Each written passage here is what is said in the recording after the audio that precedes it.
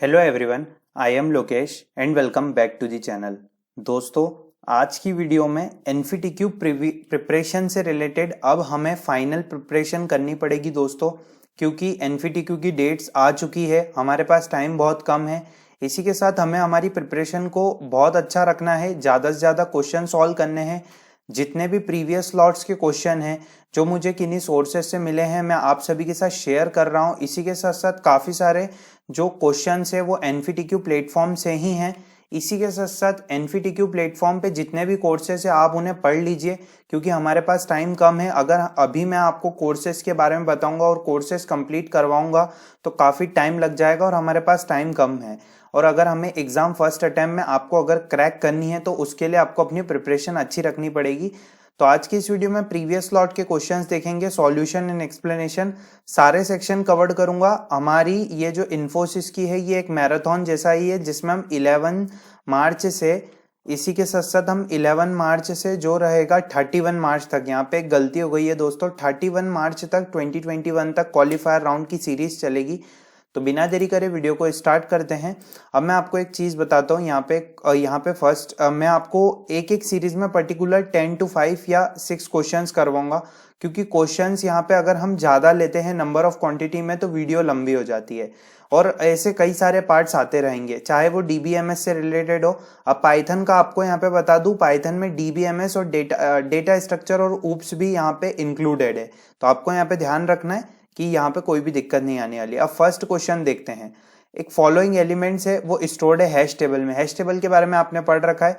Hash function को use करके इस ऑर्डर में, जैसे कि 65, 27, 59, 9, 36, 43, 20। अब इसका लॉजिक देखते हैं कि किस टाइप से यहाँ पे आपको इसका लॉजिक बनाना है। आपको दोस्तों कुछ नहीं करना है। यहाँ पे जो भी आपके ये, जैसे मान लीजिए यहाँ पे आपको एमसीक्यूज आ रहे हैं, तो आपको पर्टिकुलर अगर एमसीक्यूज आ रहे हैं, जैसे ऐसी सीरीज दी हुई है दोस्तों, मैं आपको यहाँ पे ले जाके बता देता हूँ अच्छे से। जैसे कि ये सीरीज दी हुई है, अब यहाँ पे फंक्शन दिया हुआ है। अब ये जितने भी नंबर्स है उन सबको ये वाले एक्सप्रेशन में आपको रखना है। जैसे कि ये 65 है तो 65 को आपको यहाँ पे परसेंटाइल वाले सेक्शन में रखना है और यहाँ पे वैल्यू देखनी है कि इसकी वैल्यू किसके इक्वल आ रही है दोस्तों। मीन्स यहाँ पे अगर हम जब भी परसेंटाइल निकालते हैं तो हम रिमाइंडर की वैल्यू जो है उसको देखते हैं। तो अब यह आपको सारे नंबर्स के साथ ऐसा ही करना है। मीन्स यहाँ पे जितनी भी सीरीज है, जैसे 65 है तो उसको भी परसेंटाइल 8 के साथ रखना है, 27 को भी परसेंटाइल 8, 59, 36, 43 और 20। अब इस टाइप से आप जैसे रखेंगे तो जो जो वैल्यू ओवरलाई करेगी, मीन्स यहाँ पे जहां जहां हैश वैल्यू पे कॉलिजन ऑकर होगा, कि इस टाइप से जो वैल्यूज है वहां पे कॉलिजन ऑकर हो रहा है, वैल्यूज जो है वो कॉलिजन के अकॉर्डिंग आ रही है, तो आपको यहाँ पे वैल्यूज चेक करनी पड़ेगी। अब यहाँ पे इतनी बड़ी सीरीज है तो कभी भी कोई भी ऐसा नहीं है कि कॉलिजन ऑकर नहीं हो सकता, कॉलिजन ऑकर होगा। आप इसे एक बार ऐसे सॉल्व करेंगे तो आपको अच्छे से मालूम पड़ जाएगा।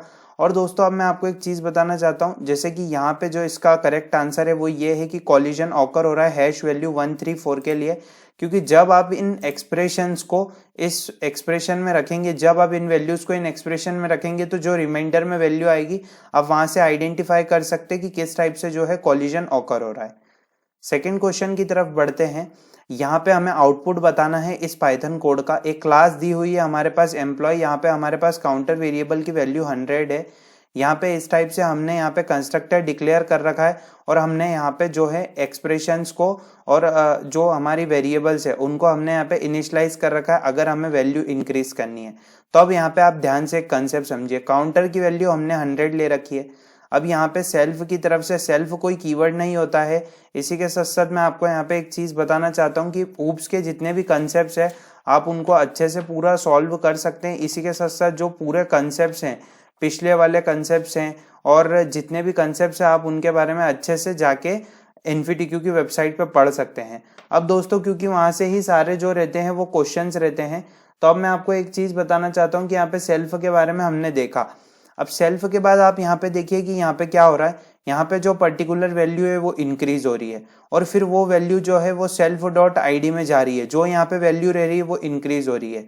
अब यहाँ पे एक फंक्शन है जो स्टैटिक मेथड है, उसके अंदर ही एक फंक्शन आ रहा है। फंक्शन क्या कर रहा है, जो एम्प्लॉय डॉट ये काउंटर की वैल्यू है उसको रिटर्न कर रहा है। यहाँ पे जो वैल्यू है वो यहाँ आके जो हो रही है रिटर्न हो रही है। अब हमने पहले एक वैल्यू दे दी, फिर सेकेंड वैल्यू दे दी, फिर थर्ड वैल्यू। इनिशियल वैल्यू 100 थी, यहाँ पे हमने 3 वैल्यूज दी है, तो 3 वैल्यूज होके वो पहले हुआ दोस्तों 101, फिर वो 102 हुआ, बढ़ते गया है ऐसे। आपको यहाँ पे एक्सप्रेशन पे ध्यान देना है, एक्सप्रेशन पे ध्यान दीजिए। एक एक वैल्यू जा रही है तो वो जो वैल्यू है वो इंक्रीज हो रही है। तो यहाँ पे क्या प्रिंट हो जाएगा, फिर ये प्रिंट करवा रहा है एम्प्लॉय डॉट गेट काउंटर। यहाँ पे जो भी आपकी वैल्यू है एम्प्लॉय डॉट गेट काउंटर की, वो जो वैल्यू आई है उसमें से आपको 100 माइनस करना है। तो हमारे पास 3 वैल्यू जो है वो एग्जीक्यूट हो चुकी है, क्योंकि हमने 100 को यहाँ पे एम्प्लॉय डॉट काउंटर की वैल्यू इनिशियल माना था। तो अगर यहाँ पे आपकी 3 वैल्यू है तो लेटेस्ट वैल्यू आपकी लास्ट वैल्यू क्या है, 103 है। तो 103 आपकी आखिरी में रिटर्न हुई है, तो इसको आप 100 से माइनस कीजिए, तो यहाँ पे जो आपका आंसर रहेगा वो आएगा 3। तो आपको इस टाइप से यहाँ पे ध्यान रखना है कि क्वेश्चंस को लॉजिकली बेस्ड पे सॉल्व करना है, और यहाँ पे जितने भी क्वेश्चन है आप उन्हें देख सकते हैं।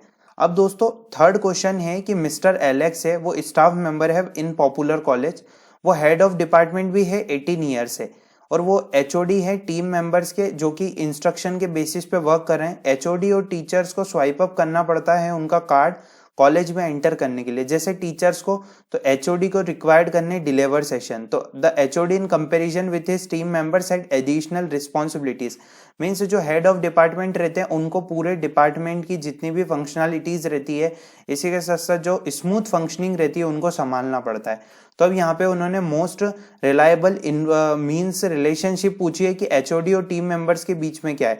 तो दोस्तों मैं आपको यहाँ पे बता दूं, यहाँ पे कोई ऐसी डिपेंडेंसी नहीं है कि पूरा जो डिपार्टमेंट है वो HOD means HOD head of department पे ही डिपेंड है, ऐसा नहीं है। वहाँ पे कुछ टीचर्स की भी जो रहती है रिस्पॉन्सिबिलिटीज रहती है, तो डिपेंडेंसी नहीं हो सकता। इसका आंसर यहाँ पे एग्रीगेशन है, क्योंकि यहाँ पे काफी सारी रिलेशनशिप्स एग्जिस्ट हो रही है। तो आपने एग्रीगेशन के बारे में पढ़ रखा होगा कि यहाँ पे कितनी सारी रिलेशनशिप एग्जिस्ट हो रही है, क्योंकि एचओडी और टीचर्स को स्वाइप अप करना पड़ता है कार्ड, उनके एंटर करना पड़ता है कॉलेज में, तो उसके लिए स्वाइप अप करना पड़ता है कार्ड, तो यहाँ पे एग्रीगेशन बन रहा है।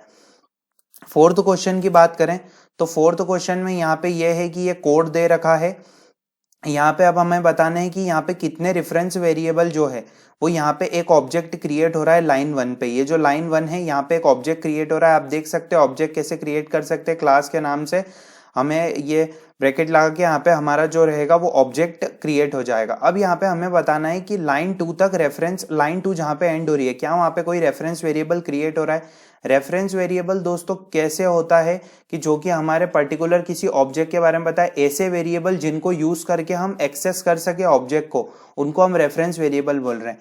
तो लाइन 2 के एंड पे आप यहाँ पे ध्यान से देखिए, मैं आप इसको बड़ा कर देता हूँ। तो यहाँ पे लाइन 2 के ध्यान से आप यहाँ पे देखिए, यहाँ पे हमारा जो है वो यहाँ पे हमारा ऑब्जेक्ट क्रिएट हुआ, तो ये किसी चीज को रेफरेंस नहीं कर रहा है, क्योंकि रेफरेंस वेरिएबल ऐसे वेरिएबल होते हैं जिनको यूज करके हम एक्सेस करते हैं ऑब्जेक्ट को।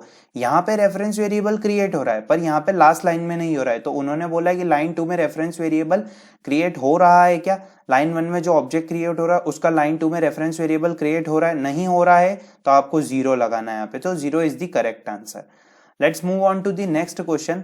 नेक्स्ट क्वेश्चन में ये रहेगा कि यहाँ पे उन्होंने एक हमें यहाँ पे पूरा एक फंक्शन दे रखा है, फंक्शन के अंदर उन्होंने कुछ ऑपरेशंस परफॉर्म कर रखे हैं। ऑपरेशन में उन्होंने इनपुट लिस्ट ली है, लिस्ट आप देख सकते हैं आपको यहाँ पे मिल जाएगी, जैसे लिस्ट की कुछ पर्टिकुलर वैल्यूज ये हैं।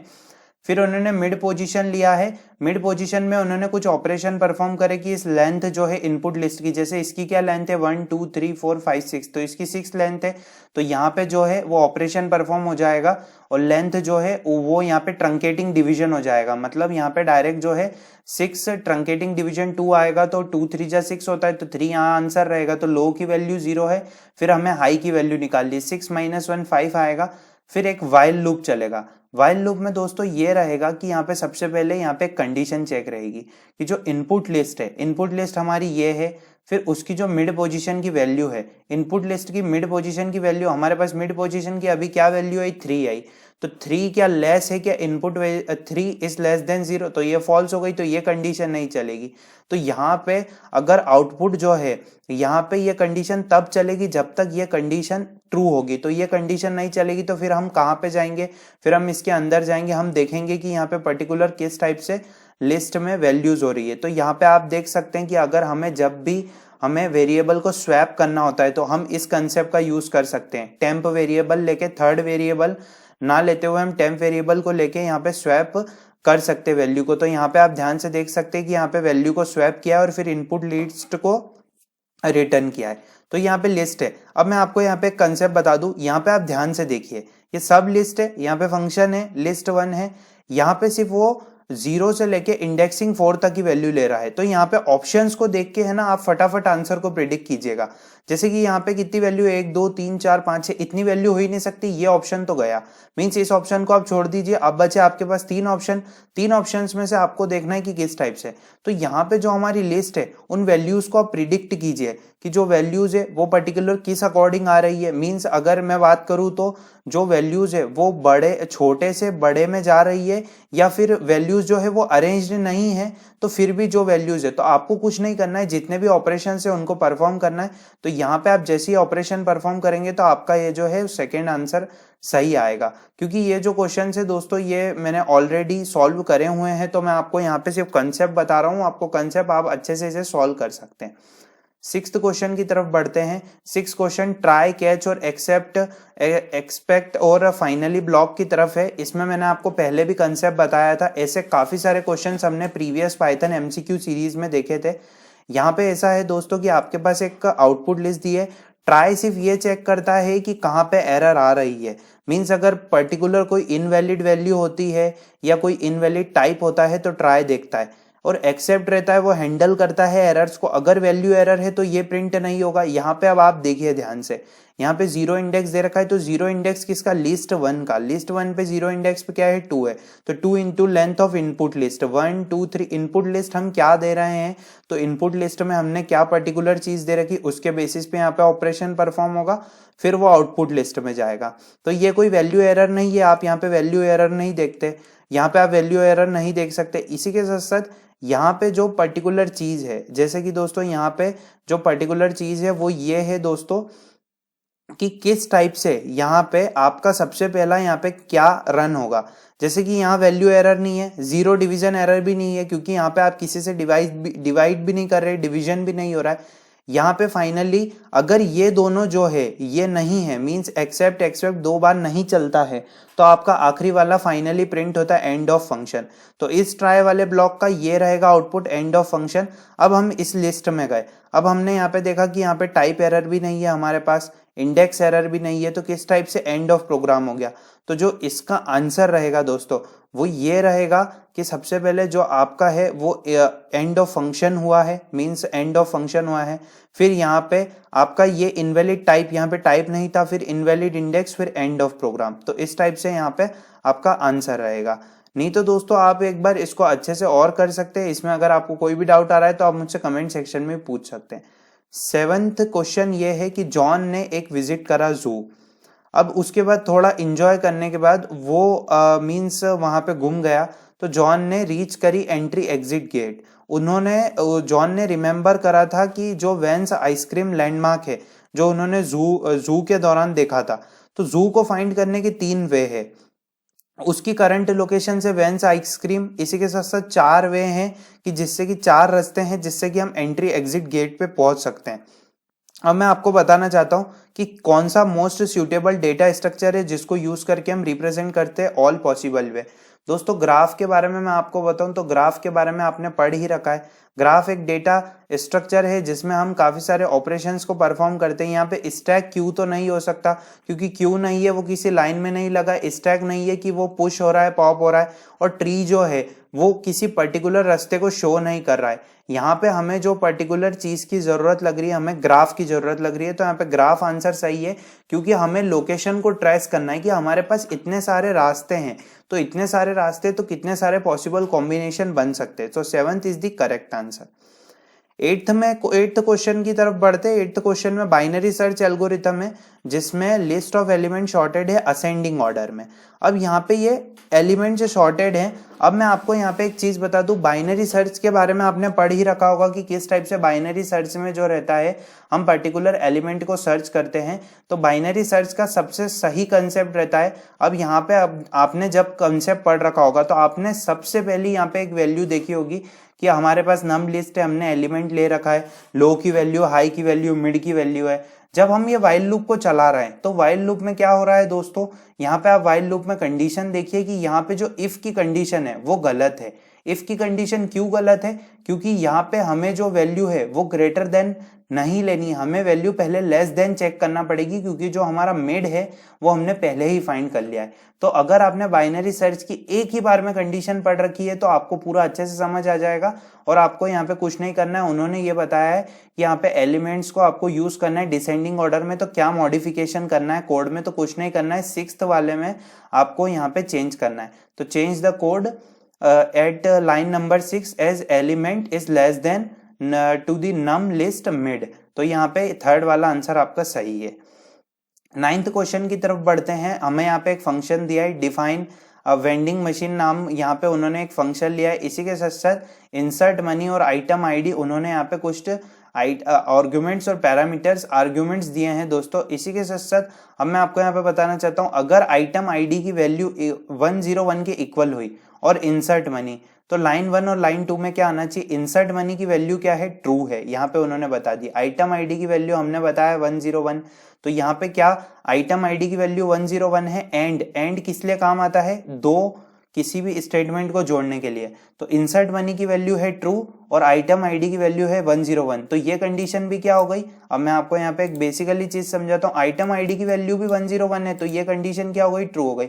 इंसर्ट मनी की वैल्यू क्या है, ट्रू, तो true equals to true means यहाँ पे एंड लगा हुआ है, तो एंड में एक कंडीशन, यहाँ पे अगर दोनों कंडीशन ट्रू हो गई तो 3rd वाली कंडीशन भी ट्रू होगी।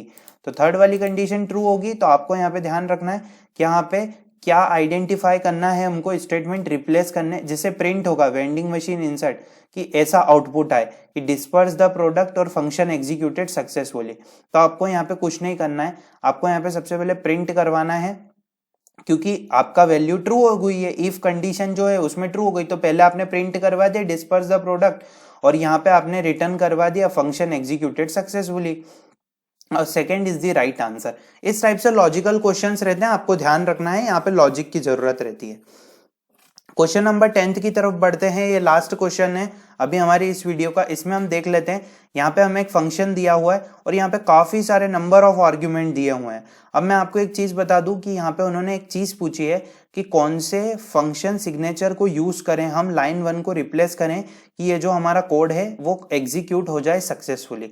अब एक बात देखिए, यहाँ पे ध्यान से देखिए, यहाँ पे कलर है, माना हमारे पास कलर आर्ग्यूमेंट है, काफी सारे यहाँ पे हमारे पास आर्ग्यूमेंट है। नेम 1 है, नेम 2 में नन है, नेम 3 में भी नन है। नन कीवर्ड है, ट्रू फॉल्स नन, 3 कीवर्ड्स के बारे में मैंने आपको बता रखा है, तो नन और यहाँ पे नन। अब दोस्तों मैं आपको एक चीज बताता हूँ, आपने फंक्शन में एक कंसेप्ट पढ़ा होगा, जब आपने फंक्शन पढ़ा होगा तो वहां पे एक कंसेप्ट पढ़ा होगा कि मान लीजिए आप एक फंक्शन बना रहे हैं और उसके अंदर आपको नहीं पता है कि मुझे कितने आर्ग्यूमेंट्स देने, तो आप वहां पे स्टार का यूज कर सकते हैं, आर्बिटरी।